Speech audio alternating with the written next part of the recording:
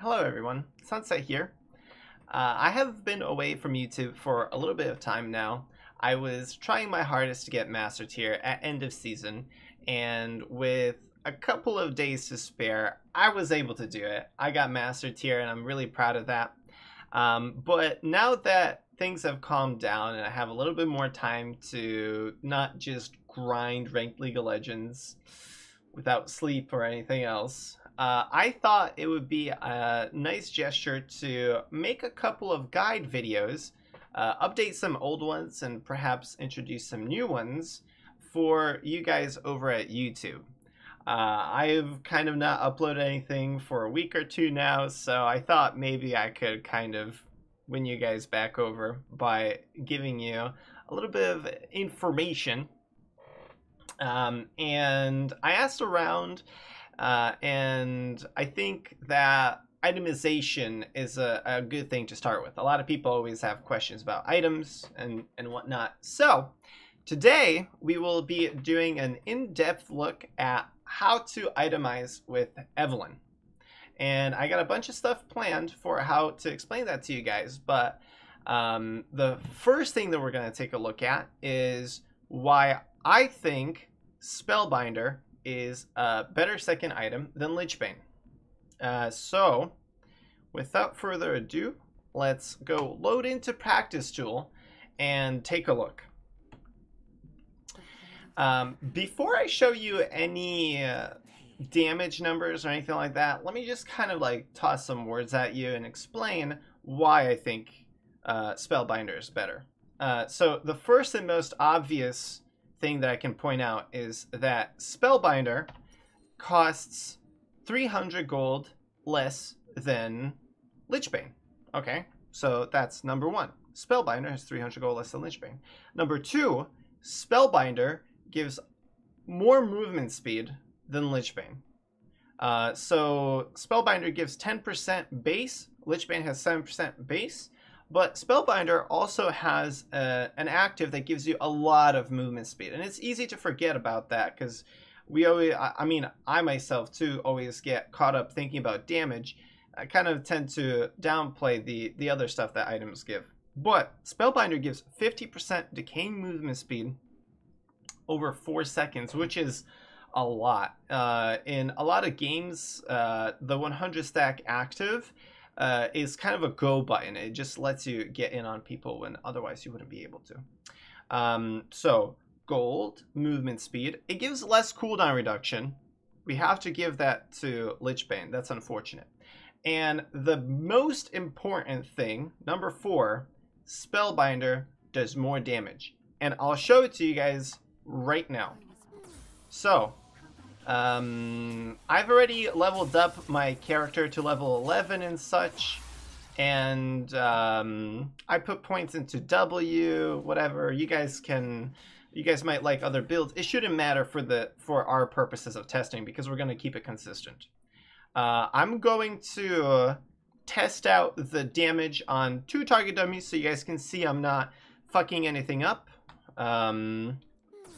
So on the first target dummy we got 1894, and let's hope that we get the same amount on the second one as well. 1894. Okay, very good. So with Lichbane, we get 1894 damage on target dummies.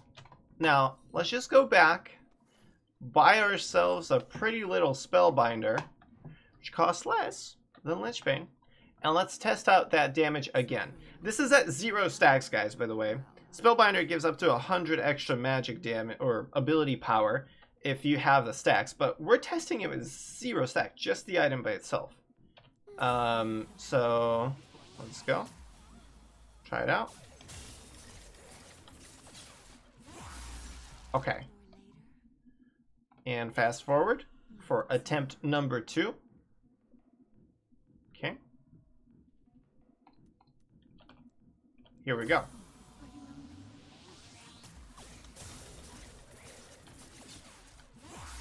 All right, so as you can see, the evidence is before your eyes. Lichbane does 1894 damage, while Spellbinder does 1931 damage. 1931 damage not including any kind of active stacks or anything else to that matter.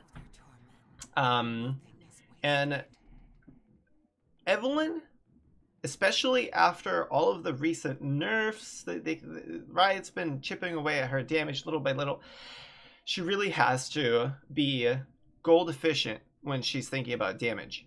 And Spellbinder is one of the cheapest options that she has in the game, and it's also one of the best damage-wise options that she has in the game. So I really hope that if you guys take anything away from this video, it's that it's a better understanding of what you can be buying. I just want you guys to give Spellbinder consideration when you guys are in game and looking at the item shop.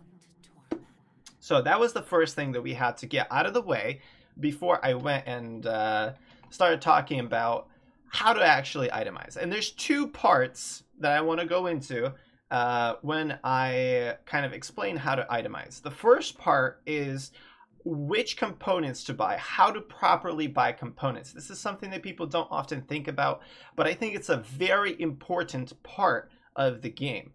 And the second part is, okay, well, now that I have components in mind, which items do I actually build? Okay, so number one, components. I have a nice pretty item build that I'll put in the comments, or item set that I'll put in the comments for you guys to download if you so wish, that I use to kind of show me all of my components that are available to buy at any given time. And the things you guys should be thinking about is how much gold do I have when I'm back, and how do I maximize the efficiency of that gold? Mainly, here's what I don't want you guys doing. I do not want you guys to go back to base with, like, 1100 gold and think to yourself, well, Sunset said that Spellbinder is really, really good, and I want, or Deathcap is an amazing item, it does so much damage, and I want to buy an ensilage rod, but I only have 1100 gold. Well, okay, let's go get some more gold. No, you can never do that. You can't leave the base without spending the majority of your gold. All right, so if you were planning on going like a Deathcap, you simply can't. You have to adapt. You have to change your plans. And recently, and over my 2K games as Evelynn, my favorite components to buy have become Aether Wisp, Amp Tomes. You could do any number of Amp Tomes, and of course, if you can afford them, needlessly large rods. And the reason why is because these items in particular, I believe, are the most flexible. If you get a needlessly large rod, you can try to build it into a Deathcap if you could do so in a timely manner. It'll give you a lot of damage. But you can also change your mind on your next back and just go for a Spellbinder because it's cheap and really effective.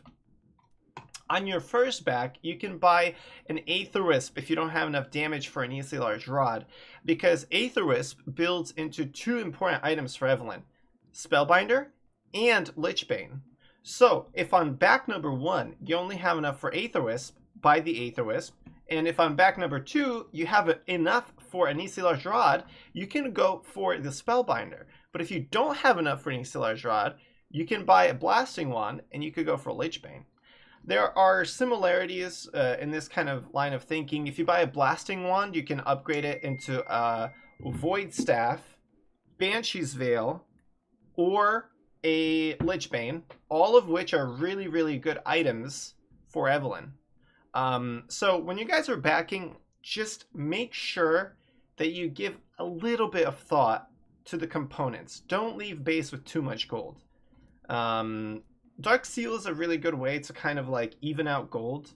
If you have, say, like 1150 gold and you don't know what to buy, well, Dark Seal might help you out there to kind of like even out your buys.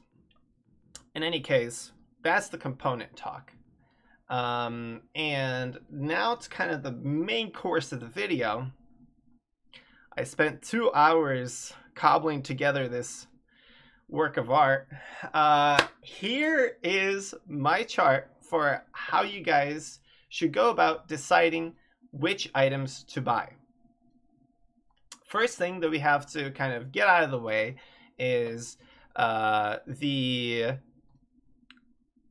runic echoes and boots choices. Over the season, there's a lot of stuff that people were trying to do. Some people tried to run red smite, didn't really pan out over the long run. A lot of people used to do boots of mobility. Some people would do merc treads and stuff, and all those kind of attempts to make those things work have slowly died out over time, to the point where I just tell people, don't fuck with the other stuff. Just buy your blue smite, runic echoes, sorc shoes. Have a good day. All right, so there you go. That's the starting point. After that, there's a little bit more complexity to it. So I would say in 80% of my games, I'm gonna want to start with a Spellbinder. And I already kind of showed you guys why I think Spellbinder is this like awesome item. It does more damage, all that stuff. We already went over that. So in 80% of my games, I want to start with a Spellbinder. Now, that doesn't mean that we always start with a Spellbinder. Primarily, I think that if you can buy a death cap by 19 minutes into the game, it's going to be a much stronger pickup. And the reason why is because by 19 minutes into the game, enemy champions' levels are still pretty low. And they don't have the time to buy a lot of magic resistance. So just the sheer amount of ability power that you get from buying a death cap that early on means you can one-shot almost everybody, most of the time, even without your ultimate, that early on in the game. And death cap really is the only item that will do that kind of thing for you. Most other items, you usually have to use your ultimate if you're trying to 100 to 0 somebody, but death cap early on in the game kills pretty much everyone. So these two options, death cap and Spellbinder, are kind of, if the game looks pretty good. You can buy an easy large rod on one of your backs. That's really good. And you're ahead in gold. That's basically what that means. That won't happen every game though. So when you are behind in gold, when maybe your team is feeding or you made a couple of mistakes, you have to go with some less optimal builds, but perhaps cheaper builds or easier to build builds. And the items that come into play here are going to be Lichbane, Protobelt, and Void Staff. You don't ever just want to build Void Staff for the fun of it. You only want to build it if the enemy has magic resistance, and I kind of put stars next to all of my Void Staffs to kind of like try and tell you guys that if the enemy has magic resistance, it is very, very, very important that you get Void Staff. One of the biggest mistakes that I see when I'm reviewing OPGGs and stuff like that is the enemy has Hex Drinkers and the Evelynn doesn't have Void Staff. It just doesn't matter what other items you build. You won't be able to kill people that have Hex Drinkers or Banshee's Veils or whatever. That magic resistance kills us really hard. So you have to pick up that Void Staff as soon as possible. Sometimes it'll be as a second item because your team is behind and the enemy is already itemizing magic resistance. Another situation is when you have like 4 APs on your team. Generally speaking, the enemy will probably build early magic resistance. So keep an eye out on the enemy builds. The other options, Lichbane and Protobelt. Lichbane, although it does less damage than Spellbinder, has a better build path. Not the Sheen. The Sheen is kind of clunky because it only really gives you 10% cooldown reduction, but specifically the Blasting Wand and the Aether Wisp are really awesome to build. Amp Tome, so cheap, you can buy it all the time. Aether Wisp is a very cheap upgrade too. It's like 400 gold, and then 850 gold for the Blasting Wand. It's just cheap on top of cheap, so you can keep your power level as you're building the item high to try and make impacts in the game. And that's the really important thing about itemization and buying the correct components is you're trying to keep relevant in the game while you're still building your items. So those are kind of the options for your opening item, your second item. After that, you know, if you take a close look at this chart, and I'll have the chart in the comments, whatever, you can take a look at it in your own time. Things become more or less straightforward. If the enemy has magic resistance, you go Void Staff. Starting with your third item, you have the option of building defenses, and the best defensive items for Evelynn are Banshees and Zhonya's, and I'll go a little bit into detail on which one to buy when in a second. Here on the bottom right, you see kind of a chart that I'm going to use to explain that. And if you have like a lot of money, if you're really ahead, you can just continue building damage. So you get your death caps, your Lichbanes, and whatnot. So I gave you guys some example build paths here. If you start with a Spellbinder, you can go straight into the death cap if you're really fed and the enemy has no magic resistance. You're not worried about them locking you down with huge amounts of CC and whatnot. You just go straight into death cap. From there, you could build the Lichbane. Lichbane as a fourth item does a lot of damage because you already have a lot of the ability power to scale up the passive and all that stuff. So all that is really good. Now, let's talk next about what a finished build looks like on Evelynn. From a finished build perspective, you want to have a lot of damage. So generally speaking, I would say get at least 4 damage items. If you're gonna go with a defensive item, I would say Banshees or Zhonya's. Pick one of them. Don't take both, because then you can get screwed over by magic resistance. You usually want to have a death cap and a void staff, because usually death cap is just the most damage providing item, and void staff, you know, most teams are going to build magic resistance. But if they don't, go ahead and pick up the Morellos. It'll boost your damage by quite a lot if you already have a lot of magic resistance. I would say, on a side note here, Morellos, don't just build it in the early game anymore. We used to be able to do that. Don't do that anymore. Our base damage got nerfed, and people have learned to build magic resistance versus Evelynn. Pretty much at all elos, I would say. Sometimes they don't, but it's too big of a risk. Because if you build Morellos and they build magic resistance, now you're in kind of a tough spot. You never want to be forced to build Morellos and Void Staff. That's not a good thing.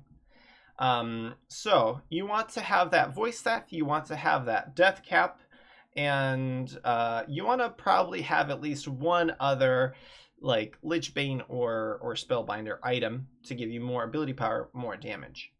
One thing that I kind of learned over the years is if you do make it to the very, very late game and you have your entire items inventory full, you can sell your boots and get a gun blade, and it's going to be the most fun you've ever had in League of Legends, because there's just nothing more fun than running around with 1,000 ability power and using the Gunblade active and the Lichbane passive and just having these crazy damage numbers.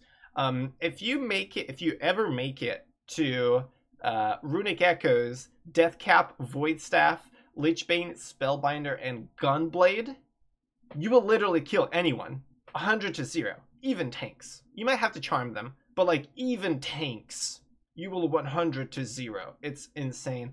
It's a lot of fun. So yeah, that's what we're kind of striving for. And this is all kind of the Spellbinder's death caps. That's all when we have a decent amount of gold. If we don't have a decent amount of gold, if we're falling behind, there are some other kind of strategies that we can use. At this point, we are no longer looking at like gold efficiency, like, oh, what can I spend my gold on that gives me the most damage? If you're behind, we're more concerned with what can we just get so that we can be a little bit useful, you know, so we can maybe have that extra little bit of power in some way to swing the game. And that's when items like Protobelt really come into play. That's when your you could just even build Revolver and chill in Revolver. But that's when your cheap items come into play. So if you guys are behind, you are probably going to be looking at building Void Staff, Protobelt, Lichbane, and specifically avoiding Banshee's Veil and Zonia's, because you can't afford to build defenses when you are behind. Okay. I hope that is a good kind of clarification for the main core of items that Evelynn builds. Something that I do have to mention before I move on to other things is Mejais. Mejais is a fairly popular item on Evelynn. People build it quite often, and it does have its place in the build, but it's kind of really weird because when you build Mejais, generally speaking, it's when you're ahead, but when you build Mejais, you kind of end up wanting to play a little bit more safe, which has always been a dilemma for me, because you can't risk dying. So I generally prefer to skip the Mejais and just focus on real items like Death Cap when I'm really fed. But if you guys want to go with the Mejais, that's totally fine. You can build it. Just know that you have to be more careful, not more aggressive. One situation that I would really suggest building Mejais in is specifically when your team is really behind and you think that the only way you can win is by you solo carrying as Evelynn. I have had a couple of matches that looked really hopeless, but I just went, YOLO, building Mejais and see what happens. And sometimes it's through a little bit of luck. Sometimes it's just, you outplay your opponents. You get those 25 stacks and you're able to carry. So that is one time when I would say, yes, build the Mejais. Try to go for the carry. If it doesn't work out, oh well. They'll probably spam ping your Mejais or some bullshit, but at least you tried. Okay, so that's kind of the main stuff that goes into choosing which items to build when. A little bit more about the defensive items now. I have on the bottom right of this chart a little bit of kind of like champion collage to explain the defensive items. If the enemy team has crazy lethality item users or just crazy like AD assassins, the go-to item is Zonia's. Grab your Zonia's. It'll prevent a lot of their damage, and specifically champions that have a lot of burst that happens at a very specific point in time, you're gonna benefit from Zonia's against those champions as well. So Rengar, Zed, Kayn, Nocturne, all of these guys, they kind of, kill you with that one auto attack or that one ability. And if you just buy a Zonia's, you'll be able to turn that ability off. The biggest case for this is Rengar. Because Rengar, when he ultis, he can see us even if we're camouflaged. So it's really, really scary. And usually he can make a pick on a person. He just eliminates them with that ulti. But if you stand kind of in the open, you see when he jumps, you could just Zhonya's all his damage. And then your team can collapse on him, whatever. Stuff happens. I think that Rengar is the biggest example of like you have to buy Zhonya's versus his champion. And generally speaking, that is as a third item. Zhonya's as a second item, you won't do enough damage. And I would only suggest going Zhonya's or Banshees as a second item if your team is doing really well.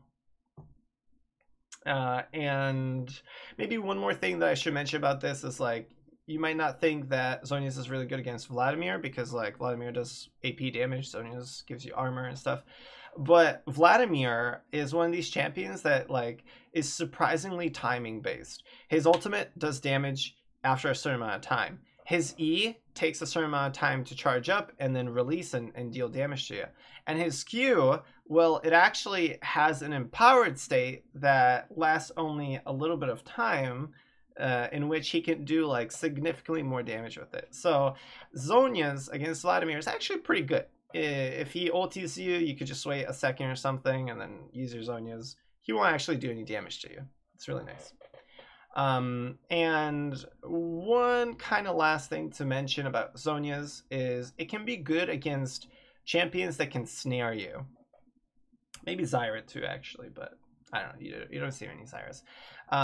So Evelynn, while she is snared, can't use her ultimate, which is her greatest damage tool and her greatest escape tool.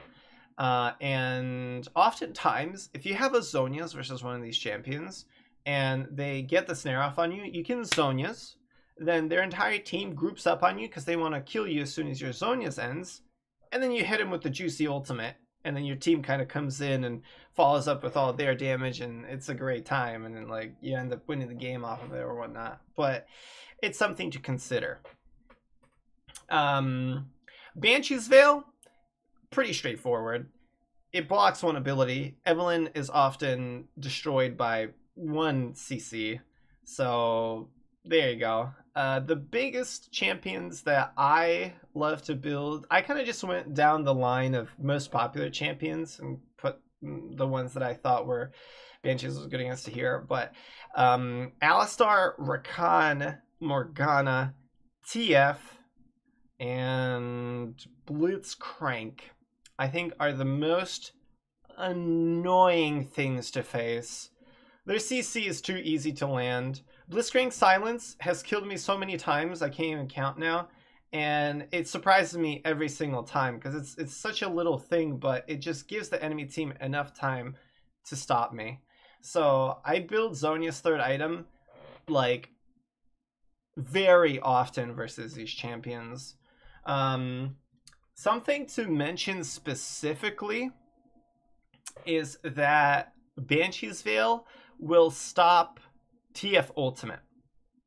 A lot of people don't realize how this works, but Banshee's Veil just completely cancels out TF ultimate ability, and he won't be able to see where you are in the map.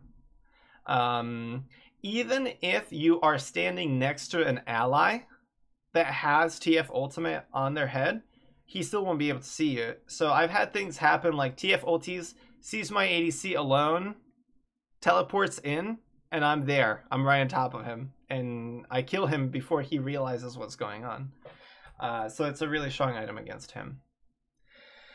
For champions that have suppression, you can build QSS, and I kind of laid it out here. I don't know if I got all of them. Oh, Warwick too, right? But I wouldn't worry about Warwick too much. It's a skill shot.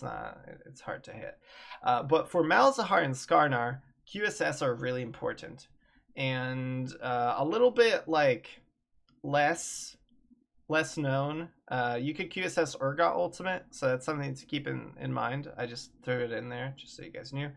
And Rakan, against Rakan, I often feel that Banshee's Veil is just not good enough because it's not always up. And Rakan is just this champion that can instantly go in on you and CC you.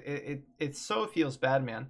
And the problem with Rakan is that his charm gives enough time for his knockup, and that generally is enough time to kill you. But if you have a QSS and he charms you, you can QSS into ultimate that will prevent the knockup and oftentimes save your life.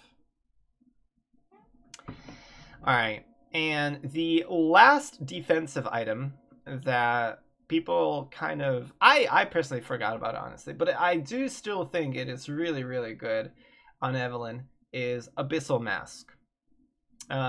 Specifically against heavy AP teams, or a team where like a Katarina has like 10 kills by 5 minutes of the game or something, you're probably going to have to look for a Abyssal Mask, because oftentimes what we have to do against those type of situations is we need enough time to get our charm off on that character to kill them, and Abyssal Mask does exactly that.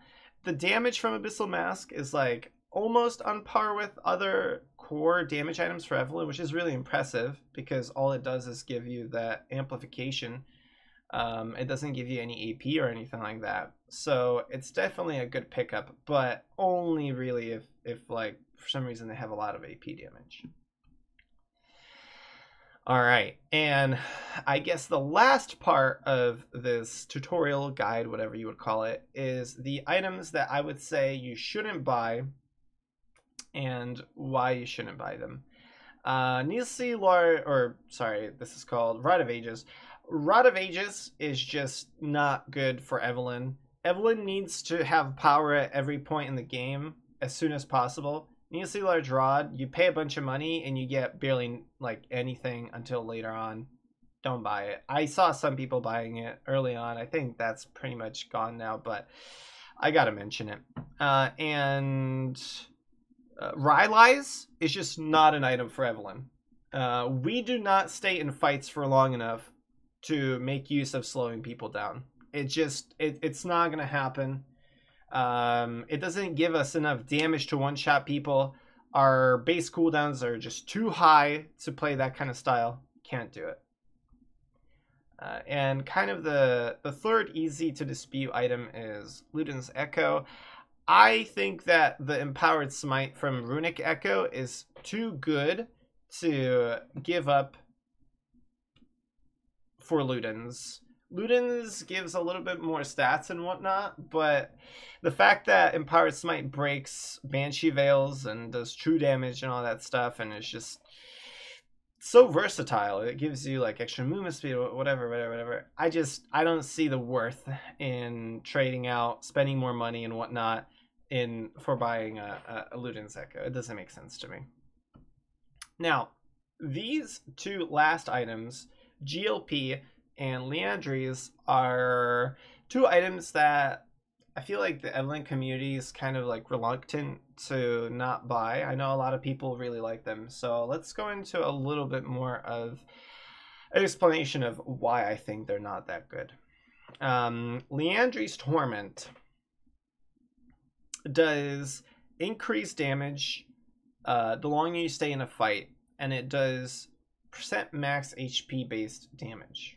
Alright, so a lot of people find those items attractive when they are, with that item attractive when they are facing a lot of tanks on the enemy team. And I can see where that line of thought comes from. It's like, you know, I could do a lot of damage, a lot of more damage to these targets if I buy this item. But here's the thing. The passive that increases damage the longer you fight is really bad for Evelynn. Evelynn wants to do all of her damage in like 0.3 seconds and then be out. So that passive in itself, I think a lot of people can see why it's not the best for her. And the reason why the percentage max HP thing doesn't really work out is because Evelynn scales so well with AP that just building straight up AP like Spellbinder and Death Cap will do more damage than building the Liandry's. And even if there is a situation where Liandry's might do more damage to a tank, it will do less damage to the squishies. And Evelynn's main objective is to kill those carries. It's to kill their backline to make assassinations happen. So you cannot itemize around dealing damage to the tanks, because that's just a recipe for disaster. I'm sure you guys have been in numerous situations where you try to open up on a tank because you're like, I have so much damage, I can totally like almost kill this guy. And then, you know, the team fight happens and then you guys lose and you're sitting there like, well, what the hell? I did so much damage. Well, it's because their team is better than your team, and dealing damage to their tank is just not good enough. You have to take out the carries if you want to win. So for those reasons, I would say stay away from Liandry's. It's counter to what Evelynn wants to do and how Evelynn actually plays. I think out of all my explanations, the explanation for do not buy GLP is probably going to be the weakest. The nice thing about GLP is that it builds out of Revolver and whatnot, but I just don't think the item is good enough. It gives you mana, which is totally useless, and when you just compare it to like Protobelt just feels better. It can kind of help you in a similar way where like GLP slows enemies and you can get on top of them, but Protobelt like pushes you forward and you can get on top of them. There's situations where both items are bad and whatnot, but I don't know, man. It just, GLP just feels so clunky to me. I used to build it back when Runic Echoes didn't give cooldown reduction because I just valued the 20% cooldown reduction so much more. Now that Runic Echoes gives the 10% cooldown reduction, I honestly don't feel like extra is even needed. I never find that my cooldown on my ultimate is too big. And I never find that the extra cooldown reduction for the rest of my abilities is significant, because we generally want to go in, do our damage, go out, reset. So I don't like it. I don't think it does the Evelynn thing. And that's about it for AP items. I tried to be super inclusive when I drew this kind of map here. I put spooky ghosts in a little separate corner. I don't know what to do with them. They're kind of okay, but they're really, I don't know. I know that this explanation is long-winded, and I know that you guys might have some questions about it. So hit me up in the comments if there's anything at all that I was unclear about, or you guys just want more information on. I think it'll be easier for me to just go through in typing in text. And also, if you guys want to, go ahead and let me know what other topics you would like me to make videos on. And if we have a majority, I'll focus on that one for the next guide. I don't know when. It's definitely going to be within like a couple of days at most that I'll make the next one. But we'll have to see. And yeah, I hope this was helpful to you guys. I hope I was clear enough. It's a little bit difficult with this much information. And I hope that you guys, I hope you guys enjoyed it. Like and subscribe or something. I don't know. I'll be back with more info later. All right. Peace out, guys.